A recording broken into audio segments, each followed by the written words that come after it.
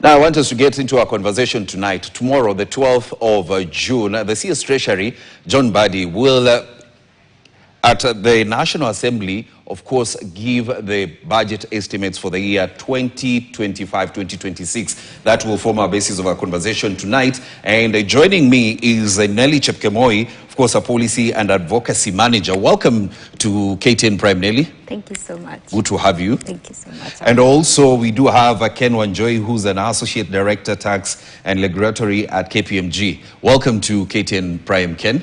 Thank you, Robbie. Good to have you here. I see you already have your cups, they are hot. You're ready for the conversation. Sure.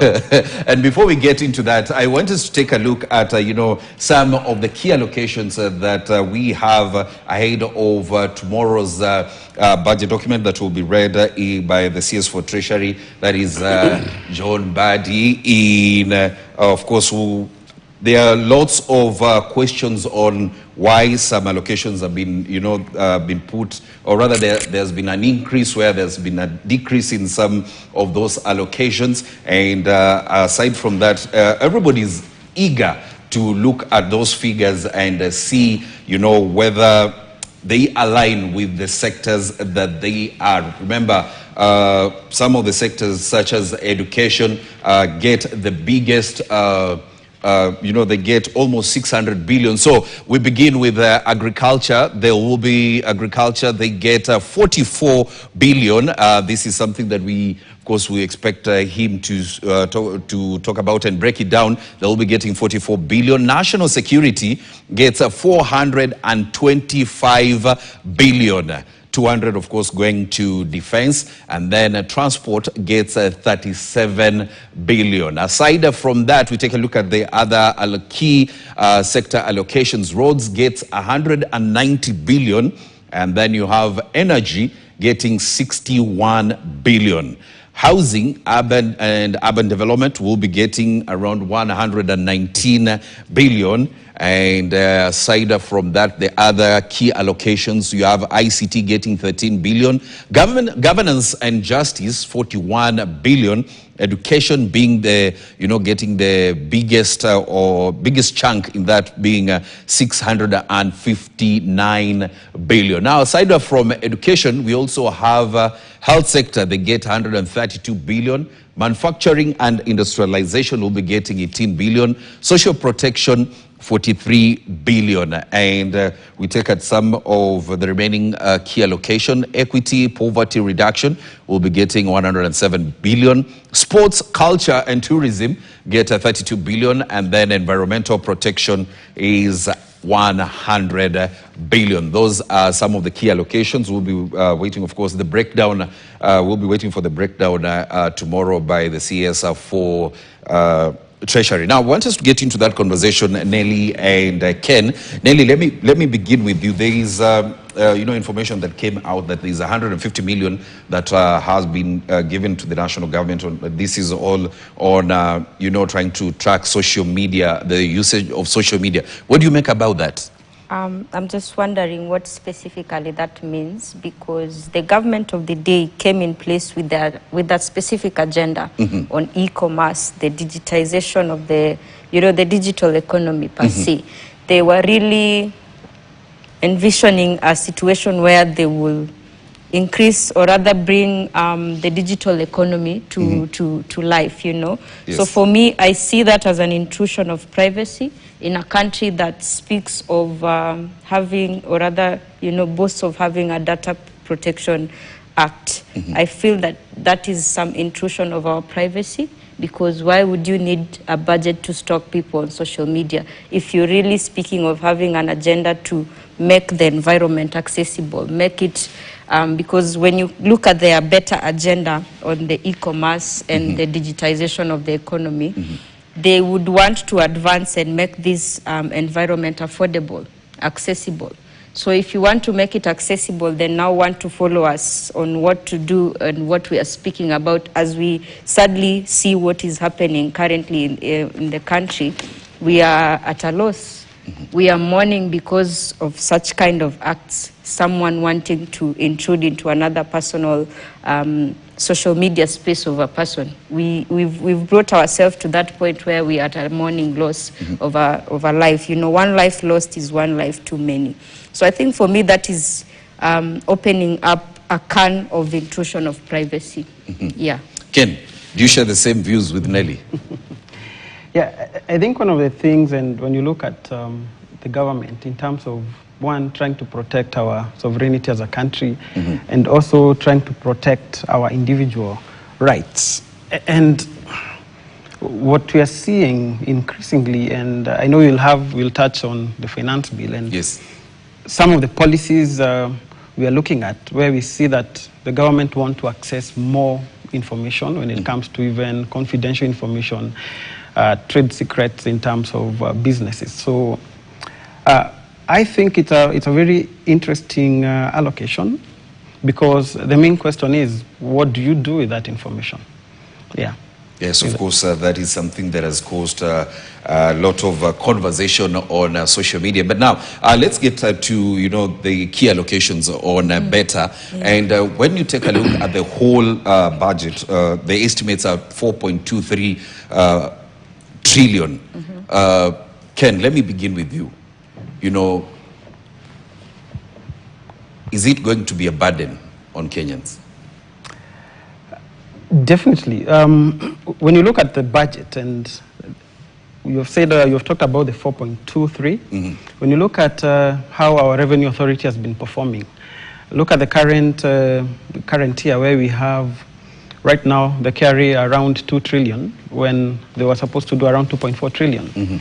And when you look at the ordinary revenue, which you're supposed to collect to support the 4.2 trillion budget, you find that we want to increase the 2.4 to 2.7 trillion. Yes. So that's now the ordinary revenue. Then, you know, we normally have grants, you know, appropriations in aid. But then the biggest chunk, you'll find that we also want to do a lot of domestic borrowing as opposed to external borrowing. Yes. So what does that mean to people in terms of accessing liquidity in the banks? I think we have seen today the central bank reducing the base lending rate. Yes. So the question then would be, if, because we are not able to generate that revenue within, that is from the tax that we're getting, then definitely we'll have to go to the banks. Yeah? And we have seen that there's a lot of reduced disposable incomes when it comes to people, individuals. So it's going to be a real burden to Kenyans, because yes, you would have a budget of 4.23, but the support in terms of the revenue is not there. So where do you get the money? You must go back and borrow. Yes, Nelly, do you feel like, you know, for the government to give this 4.2 trillion, it's going to widen the gap in inequality, having in mind that, you know, we'll go to the finance bill, you know, we have to finance this. Is it going to widen that gap on inequality? I think it will, because I'm just thinking whereby if you look at the trends, and I know we are focusing so much on the budget, the finance bill, but I would like to also look at a different angle, the expenditure bit. Because this budget, there's also the expenditure part, and I'm just thinking of when we look at the strengths in spending in this country. We've had, I'm just thinking when we are looking at an economic catastrophe, if we were to have an economic shock currently because of this budget, because when you look at, for example, the allocations, we've had at a situation like there's no money for education, examination, we are looking at a third supplementary budget. We've had those talks coming up. So if that is happening, then we are looking at an inequality that is being systemically formed. For example, in the education sector, when you tell me you want to reduce that amount, you're already creating inequality of the children in that sector, in that, you know, in the country. It means education is not going to be sustainable. It won't be equal for everyone. And yet it is our right, it is the right of all the children of Kenya to be educated for free. So how sustainable is it going to be if we are not creating equal opportunities for all? Yes, definitely. That means it's going to be a burden. Now, when talking about, you know, the Finance Bill 2025, Ken, what are the most concerning proposals, on this bill for 2025 for businesses? Yeah, and maybe, Robinson, just to take a step back and Yes. trying to look at what is the government trying to do with this finance bill. I think we have seen this is one of the more conservative in terms of revenue-raising measures, because the expectation is that the finance bill would be able to get around 34 billion in terms of revenue. So because there's a lot of, cry when it comes to increasing taxes. So what the government is now trying to do is trying to now go to the tax administration, trying to create a more efficient tax system. And one of the things that they have touched when it comes to what they call the tax expenditure. Yes.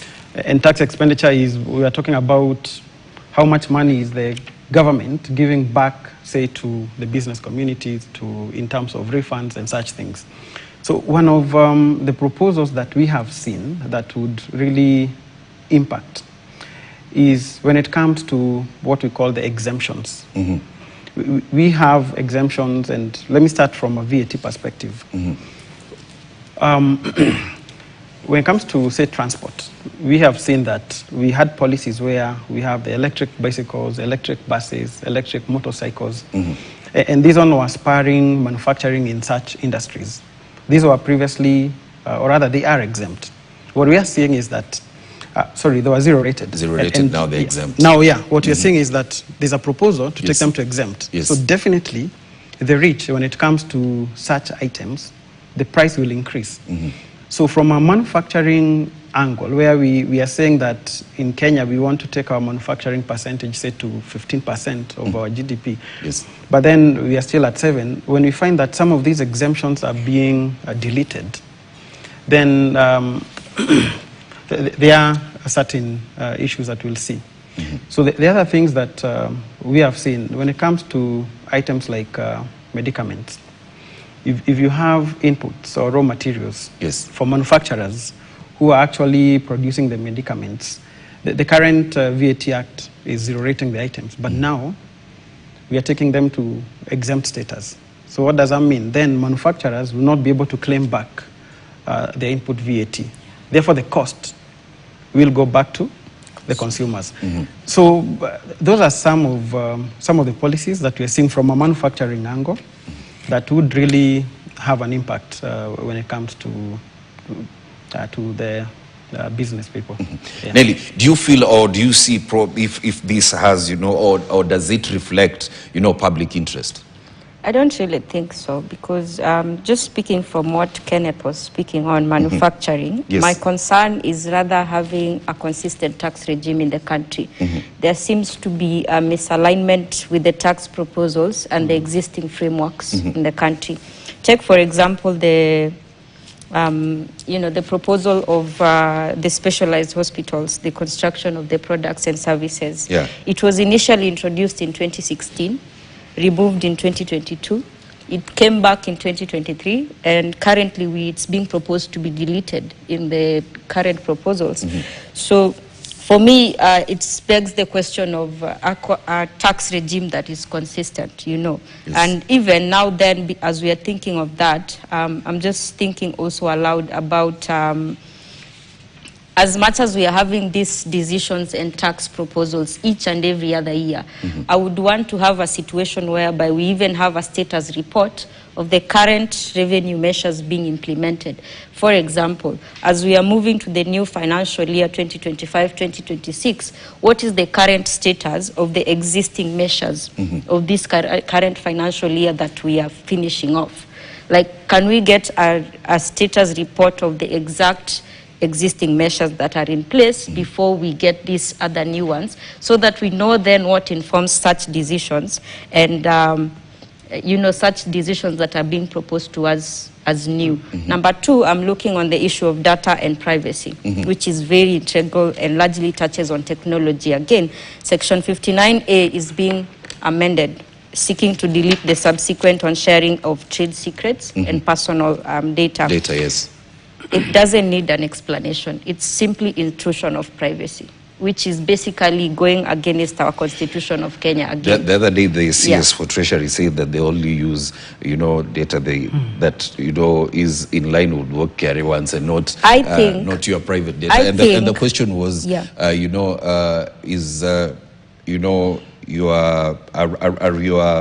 or rather, what you do financially, is that not your personal data? Then they should be able to tell us that this data that is being asked for is for what exact tax purpose, because I want to believe the KRA PIN that is already existing is already enough data for the commission or the KRA to have. So what else, or rather, they need to define to us as Kenyans, what is this exact data that you need for tax purposes only, because again, with the existence of the KRA PIN, the KRA would need a court order to seek more information from an individual. So this information, or rather the secrets that they need, it needs to be defined for what tax purposes then. Yes. Ken, on the same, when she talked about, KRA and data, I saw you smiling. I know you want to really comment on that. Definitely. The way the law is worded currently, the KRA does have authority to integrate the systems. And we have seen that happening in industries like betting, where you get real-time data. But what they're proposing to do is now obtain confidential information about your business. Yes. They obtain trade secrets about your business. And the question is, if you have the ability to get the financial data that you require to do your assessments, then why do you need to go and find out about the trade secrets about a business? And, one thing we would have to applaud the government in terms of trying to digitize even the revenue authority. We have seen what we call now the electronic tax invoice management system, which is really, in my view, it's a good system, because they'll be able to get real-time information in terms of revenue. So therefore, they have the ability to get the information. So the only question is, why do you need more? For what purpose is that information being used? Yes. I think I would want to add something. And because we are also speaking of the budget and the finance bill is a tool that enables the implementation of our budget. Yes. So I'm thinking, because he's brought up the point of the government automating their services, we kind of need to see that also being reflected in the budget. There's no point of us automating services in government, and there's no reflection of that, because that then brings about the trust deficit in this country. We've seen what has happened before. So do you feel like key concerns were ignored? I mean, we are waiting for tomorrow to know from the budget side which concerns were brought up, because we took part in this process in February during the budget policy statements. And also with the finance bill, we are also anticipating the report from the finance committee. So those two tomorrow seems quite a heavy day. So we should be able to know exactly if Kenyans' concerns were taken into account. Definitely, it's going to be a heavy day. Ken, does this have an impact on investment, both local and foreign?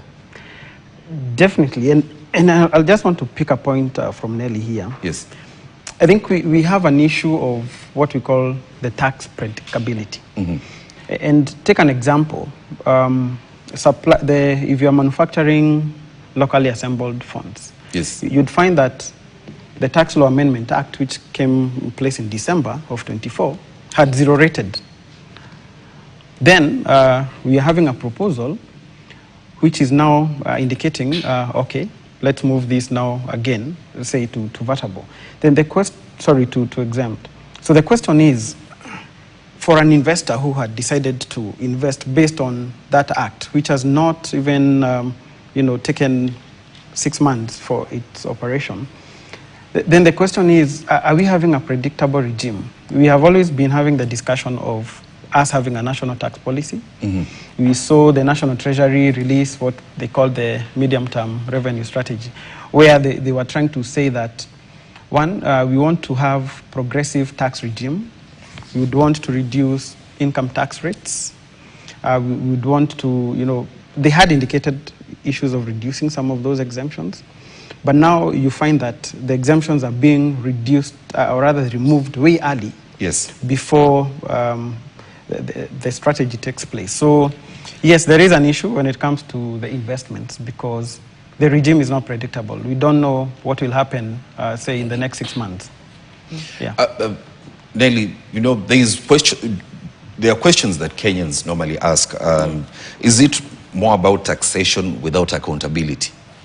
The accountability question. Yes. Basically the elephant in the room in this country, which is also just bringing about the trust deficit that I'm talking about here. Because from the reports of the Auditor General, we get to see the misappropriation of funds in this country. So as much as we are getting much more or rather money from Kenyans, they expect to see their money with value.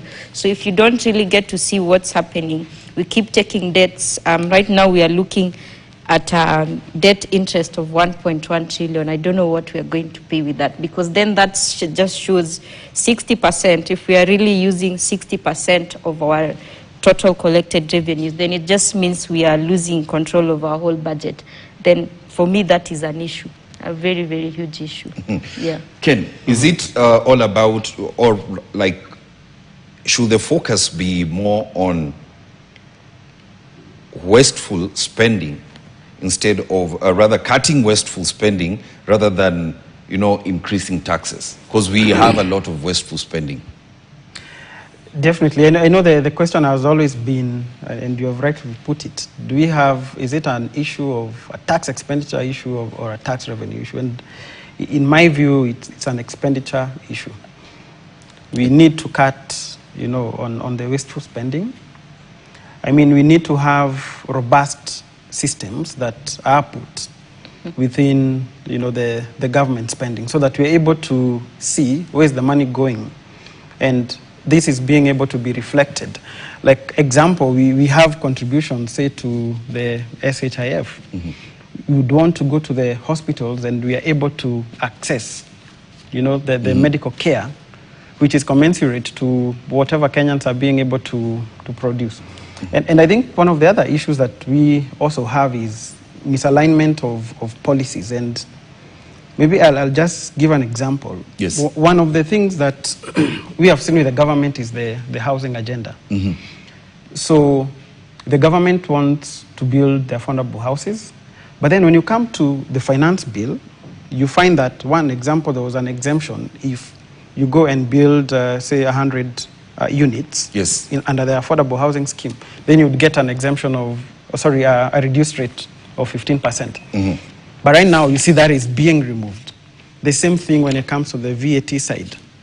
If you are, you know, constructing those affordable houses, then you also would get exemptions.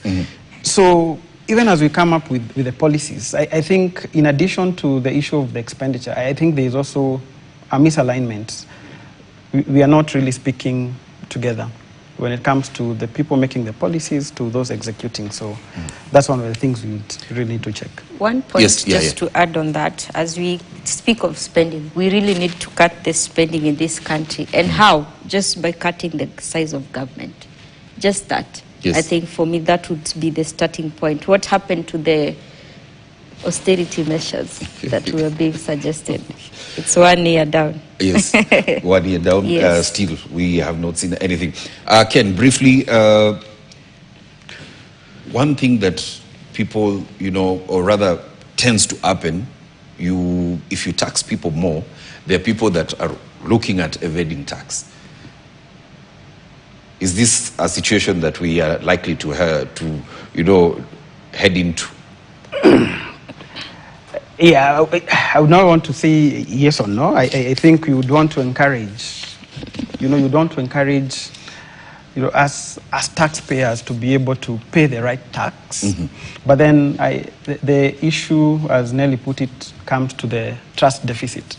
If you don't see where your tax is going to, then you'll find ways of manipulating the system. Exactly.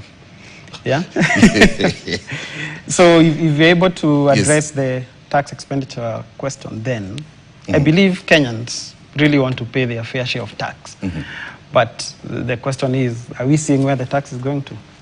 Yes, that is the biggest question. Thank you very much, Ken Wanjoy, Associate Director, Tax and Regulatory, KPMG. Thank you very much, Nelly Chepkemoi, of course, Policy and Advocacy Manager. She will be here tomorrow, of course, as they get to analyze what the estimates in the budget are. So make sure you make a point of getting to hear more about what she has to say about that, because we have a lot lined up for tomorrow. From 8 a.m., you will be with Dennis Aseto, of course, and he will be tackling down what to expect on the day. Later on, of course, we will be moving to Parliament, the National Assembly, where we get to hear from the CS Treasury on those estimates. And before we wrap up, let's one more time take a look at what is on the Standard on Thursday. Make sure you grab a copy of your paper.